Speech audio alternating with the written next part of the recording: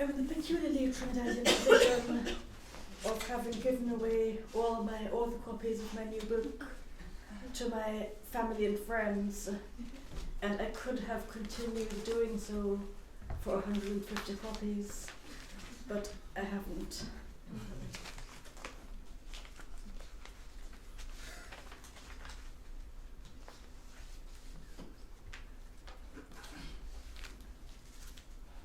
Mercy and estrangement.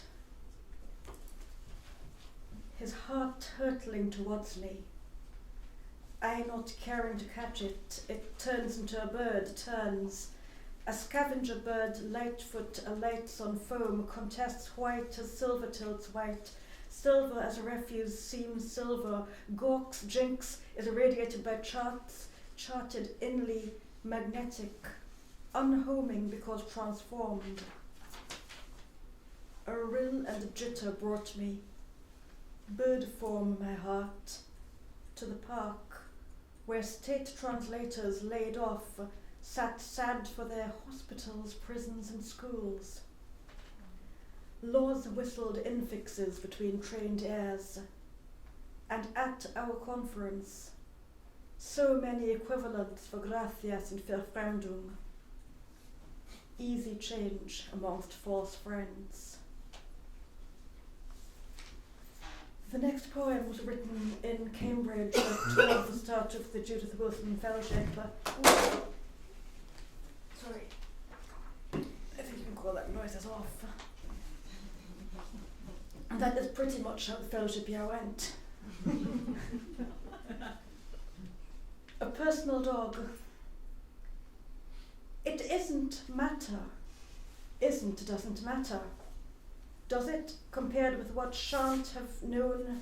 Your lines are all lines of approach. This dog's eyelids, this deli dog's intentional eyelids, this doorway dog, this dog filleting beggars, deli exuding matter, nictitation cannot extrude. America to England, the third nictitating, poetry is over, eyelid cannot eject. America to England, large foreign bodies, poetry is over and out, surgery rarely happens, over and hours, dogs aren't loved over here, sufficiently foreign bodies remain requiring incision, mind yourself, it happened before you, as you go, you're nothing, cold sunshine, practiced apprehension. What I notoriously do is write massive long chunks of prose and call them poems. And this is because what happened as well in other eras, but they'll remain nameless because I think you could have already been back in time. So, it was inconceivable for me that there had been nothing on the land in the residential area of Port of Spain where my family's house was built. Though I knew the construction date was in 1971 and some of the building materials from the quarry my grandfather owned, thereby his ill elder son and unarranged daughter-in-law were enabled to hide respectably and save a face for the family. There is no such thing as nothing. Our storybooks were English and children in them ran around 1,000-year-old castles or 200-year-old vicarages. Our myths were Hindu, and we were encouraged to imagine many civilizations in a universe cyclically created and destroyed. And our island geography, we were told, had been Arawak and Carib.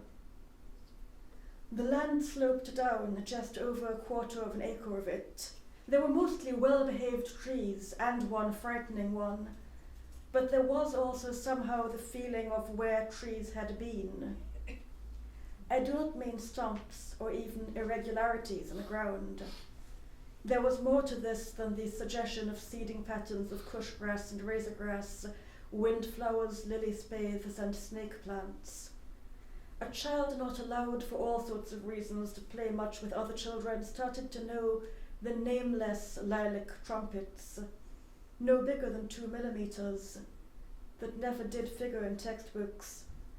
The partly concreted over gap into unfathomable dark, possibly created by earthquake or earlier watercourses, which the grown-ups placed stones in front of, only to find the stones moved away just enough to let something muscular through, and the patches of brooding that you might explain by the humidity of a present microclimate, but which I took to be the past knotting up of fibres into the concentration of a tree.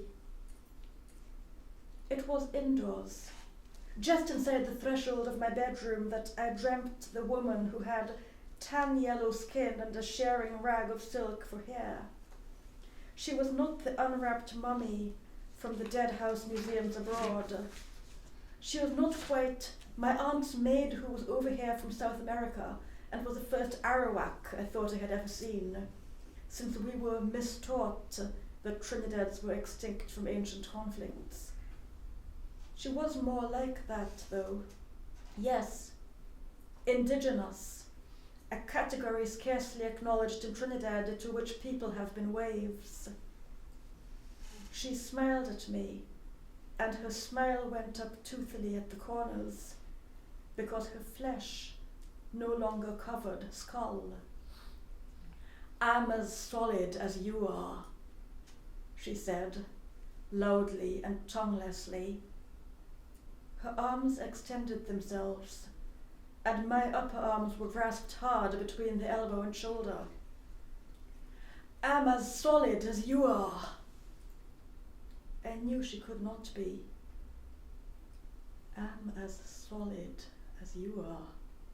But I was alive and she was not. I broke free and woke up.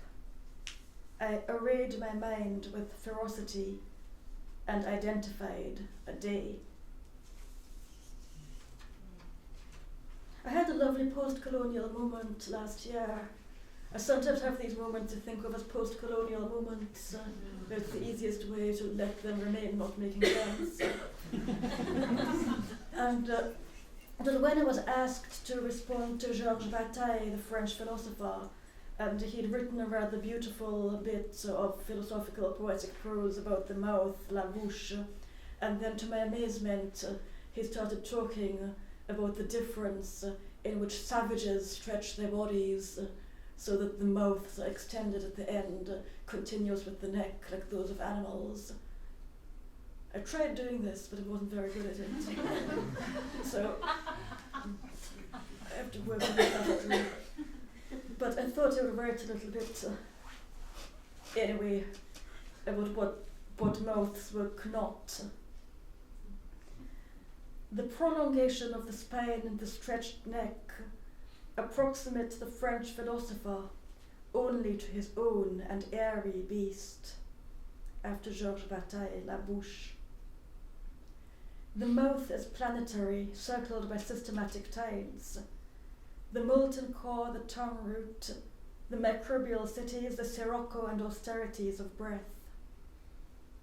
The mouth is geographical to the extent that the body is terrain. The tiny life of flaking skin and self-mating thighs may exist and teem without language. The python inhabiting the buccal cavity may remain uninterpretable, too big to be perceived by the atheistic dermal crowd. The mouth is engineered by gender. In grief and anger, my sister's mouth will twist into a trap. It will not drop to let out the paroxysmal bellow which would be permitted her in childbirth. However, and alas, her mouth seals itself.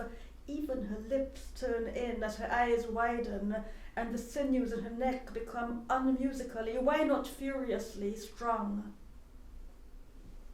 The mouth is an anemone. See, in the dark wood it flowered, and sensing something, your hair raised up. But the social occasion smoked over your possible paths into the dark wood that flowered with promise, and that tussled over the sleeping area of snakes. The mouth is half of a knot. With my lips I tie you, our bodies a boat and floating jetty, our cinched animality, no doubt locatable by the anxious Frenchman, who is rendered anxious because we have unnerved the chapter house of his skull, and outside his studious window, oh so suddenly, cry after cry unnerves the night, as we prolong the ground as a sea beneath his feet, as we slip, mouths knotted, out from the erotic vessels of ourselves, careless of the power to hurt or to do none.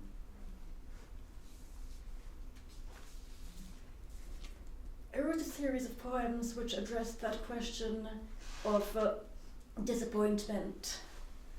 When I was reading a poem once called Creative Writing Lessons, and I mentioned a sister in it, and someone in the audience afterwards asked me, that thing you wrote about your sister?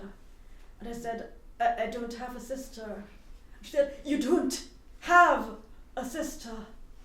And I felt like a terrible con man. So these poems are dedicated to Nicholas Loughlin, an amazing poet and known to some of you as the program director for the Bocas Lit Fest in Trinidad, or the editor of Caribbean Beat and Caribbean Review of Books. And he's quite good at being all kinds of things, like very small birds. And these are called Inhuman Triumphs, and the speaker of each of these poems is an inanimate object or non-human being. The poet transformed into a box hedge. It was a small snail on a rainy day. It was a small snail, a petal vertex.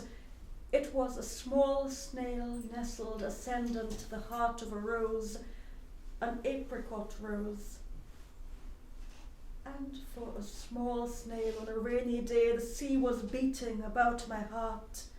Oh love, beating about my green heart of hearts. The poet transformed into a heat haze. And it was not a hot country, but occasionally hot, though not by decree nor description. Even a day like this, where it rained fiercely on sheets of sun, jubilant about heat, but denying hotness. Not a hot country. And it drove the insects in droves. It drove drivers off roads, drove drivers into whatever grows on the sides of roads. And roads became what happened to be passing by because I melted them. And beggars died, too shy to beg for drinks, because it's stupid to feel the heat, admit to feeling the heat and to not liking it, and not to liking it, but to feeling everything twice as thick, feeling at all. The stream sucked it up, milled on wordless. The trees rebelled, oh love, voted with their roots, forgetting how to vote, vowing their all to, as a leaf, double, shape, shade, light, a stitch up. As I'm supposedly going to be coordinating the conversation after this, I'm giving myself a slightly shorter reading set, and I'm also going to do my homework in the sense of reading from this anthology.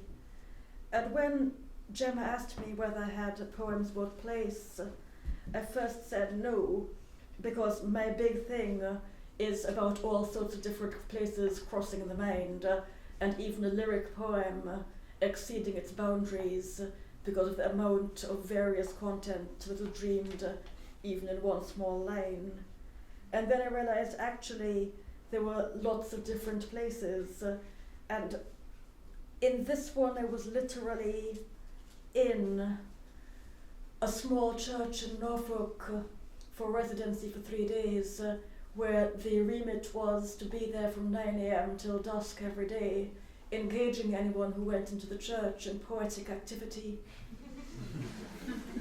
And there were very, very old ladies there who fed me a lot of cake. And it turned out that one of them had grown up in Africa in the forest, where her father had an extremely small school. And it turned out that another one knew exactly where the stone was in the church, where the preacher used to stand in the 14th century, and that if I stood there, the entire building would resonate, and there would be no need for microphone. A bit like those places in Mexico. So this is my closing one for this set. Monolithicity for Bluefield Church, Norfolk. Napped flint shines black.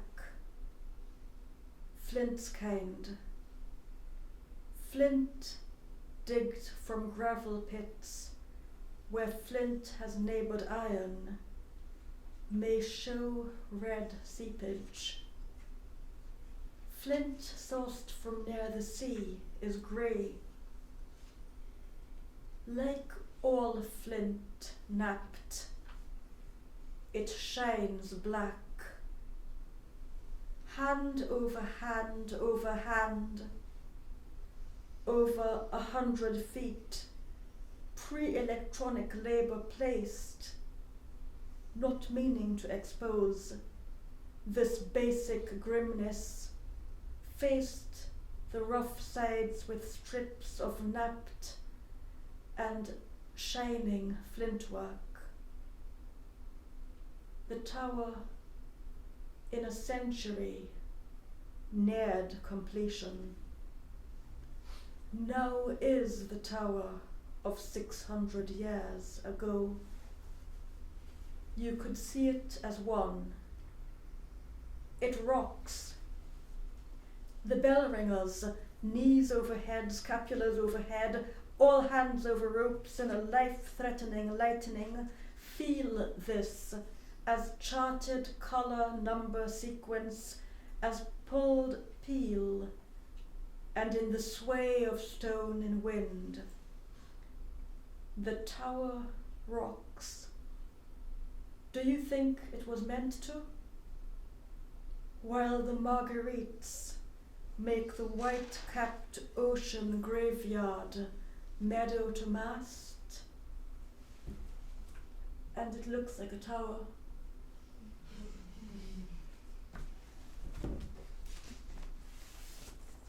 Thank you.